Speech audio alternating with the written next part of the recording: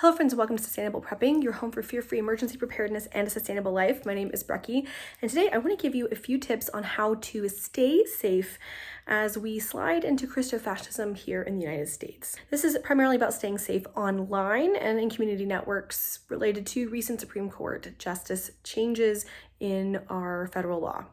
If you're new here, I want to say a great big welcome. I'm glad you found this slice of the internet. Don't forget to like and subscribe to the channel so you never miss any fear-free emergency preparedness or sustainable living content. If you're not new, I want to say welcome back. I'm glad you're still part of this community and that we're continuing to grow.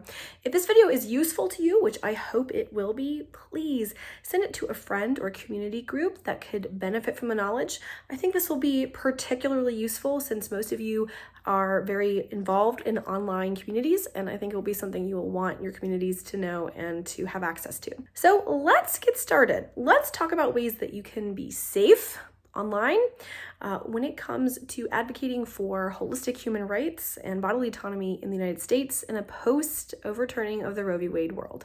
Now, in the beginning, I talked about how we're sliding into Christo-fascism, and I'm very happy to make an entire video about that, but I briefly want to say that we are choosing one religious community's viewpoint about life and when life starts to make a mandate for every single person, regardless of their religious and spiritual convictions, around when life starts.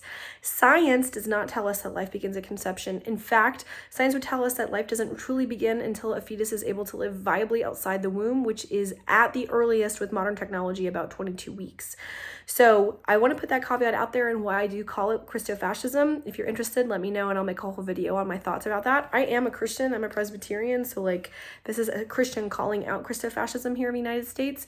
This is particularly of note to people in the United States because we do have a government that is increasingly bigger and more invasive. Ironic, since it is the party of more conservatives who don't like big government, who happen to be promoting big government ideals, but that's another video for another time.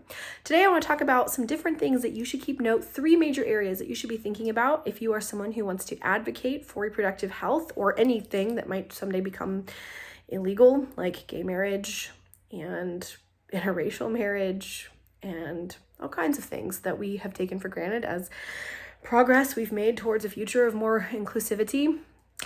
If I am not a little bit flippant about it, I would get really angry. So this is me trying to keep my tone cool and calm. The first thing I want to say when you are someone who wants to advocate for reproductive or other rights that are now being infringed upon is don't reinvent the wheel, okay? Particularly if you are a white middle-class American in the United States, you probably don't know this, but there are already mutual aid networks in just about every state and in a lot of communities that are already functioning. Don't try to start something new. Don't create your own network. You do not know what you're doing. You do not know how to create secret networks. You do not know how to use the networks. Go find a mutual aid network that knows what they're doing. Because if you don't know what you're doing and you're fumbling, you can get yourself in trouble and you can get people hurt and you can get people in trouble with the law. So if you want to be an advocate, my best suggestion is to go look up mutual aid networks around the rights issues that are most important to you, whether that's reproductive rights or other human rights issues, and learn from them. Learn. Don't lead. Don't volunteer to be in charge. Volunteer to be support and to listen and take their lead, even if you don't agree. They've been doing it a lot longer than you have. So we don't want to reinvent the wheel. We don't want to have multiple networks operating in the same area. This is just, trust me when I say, if you don't know how to run an underground network, you are going to do it badly. So learn from people who've already been doing it. I'm going to have some links in the description that can help you connect with certain mutual aid networks that are public and are active on a whole host of issues. It doesn't have to be reproductive rights. They can be climate change. They can be about race issues. They can be about poverty issues. There's a whole kinds of mutual aid networks. I'll have several links down in the description for you to learn more and contact people in your own area based on your own interests and desires for advocacy. The second piece of advice I have for staying safe in a post-Roe v. Wade world is don't invite unneeded scrutiny.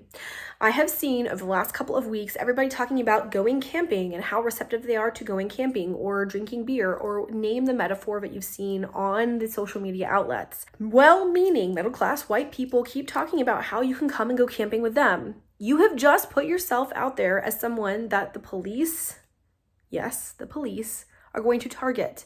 And you could become an accessory to a crime, even accessory to murder in some states, simply by having said you would host somebody who might want reproductive care. The minute someone says they're going camping at your house, you become an accessory to a crime. That is unsafe. is a good, but when you repeat these metaphors that we all know are thinly veiled for reproductive care in this particular instance, you are simply putting a big target sign on yourself and anyone who chooses to work with you. Everyone knows to look at your house. Everyone knows to look at your feed. Everyone knows to start looking at who's coming to stay. What are they doing and where are they going and why? You go on a trip, people are going to be following you. If you don't think the NSA and any other spy networks aren't following your socials and have keywords pinged like camping and beer drinking and whatever, you are a fool. They know what you're doing. That's not to say that you shouldn't be clear about your stance and your views, particularly in a localized network where you can be supportive. It is to say, use really good common sense. Use your street smarts. To borrow a term from the emergency preparedness community, go gray man. Do not give anyone, particularly the government, a reason to come snooping in your space. It will harm you, your family, your community, and anyone that you might actually be trying to help. My third recommendation for staying safe, particularly online in a post-Roe v. Wade world, is to get encrypted. Friends, Meta, which owns Facebook, Instagram, and WhatsApp, they will sell your information to the government free of charge. They're happy to turn over all records. They're happy for the government to use their search engines. They're happy for the government to use their monitoring. It is not safe. It is not encrypted. Do you know what else is not encrypted? Twitter. Do you know what else is not encrypted? Discord. Don't be fooled into thinking that just because you are in a closed chat space, you are in a safe space. The internet is a strange environment with regulations and non-regulations, kind of depending upon where you are, but you can be held accountable for anything you say on the internet, and the internet is forever. Your email is similar. Your email is not subject to privacy. It can be subpoenaed. It can be searched. It can be hacked. These are not safe places to conduct any kind of work that you might be engaging in that may be unlawful, or at least in some other states unlawful. You want to think about what you're doing when you're pushing back against infringements of human rights. Remember that your text messages, your Snapchats, your photos, anything on your phone, your laptop, anything that's not encrypted can absolutely be subpoenaed and can be taken into custody, can be taken into a criminal trial against you or against someone else. So if you want to engage in any kind of resistance to the infringement of human rights, particularly reproductive rights or other legislative rights that are being overturned now, I encourage you, get encrypted. Like I said, WhatsApp is not a safe encrypted site. It used to be once upon a time, but it was purchased by Meta. If you want encrypted apps, the two that I know about are Telegram and Signal. They're both encrypted apps that you can use to connect people. If you want encrypted mail, Proton Mail has an encrypted service. If you want encrypted documents, while I don't know what the rules are around these documents, I'm going to do a little bit more digging. Dropbox does have an encrypted vault, okay? So my suggestion, get out there, do some research. I'm not a techie, so I'm only speaking from the things that I have used, is to look at encryption services for any kind of communications you plan on doing with people via the internet. The internet is forever. This video is forever. And if you are going to be engaging in any kind of pushback against the limitation of our human rights, of our freedoms here in the United States, you need to be smart about it. They trace people based on Reddit feeds. They trace people based on Facebook posts and Facebook groups and Discord chats. All of those things can be subpoenaed, and the internet archives itself. Everything you've ever said is somewhere, even if you've deleted it, it's somewhere in a cache on the internet, and it's findable. So if you want to push back against that infringement of human rights, if you want to become self-sufficient, ungovernable, if you want to be free, if you want sovereignty, you are going to have to find ways to communicate with your network of people that aren't going to get you hauled into a court. Be smart about it.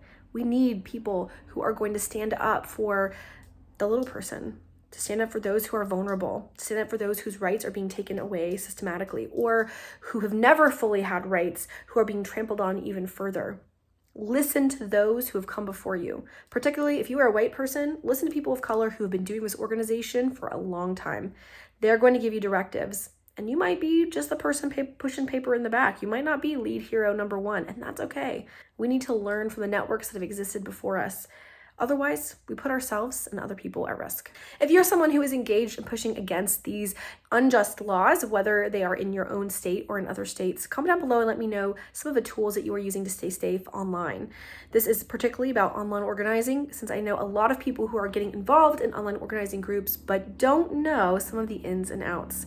I want everyone to stay safe because we need everybody in the resistance against infringement of human rights and, frankly, the demise of our democratic republic here in the United States. If you're from outside of the United States and you have suggestions, insights, or input, I would love your comments down below. This is a little bit more of a clinical video. I'm going to get back to some chatty ones, and hopefully I'll get back to some how-tos specifically once COVID still gets out of my system. As you can hear, I still have a little bit of a COVID cough, but I am testing negative and I feel a lot better. Hope you guys are doing well, and until the next video, happy prepping.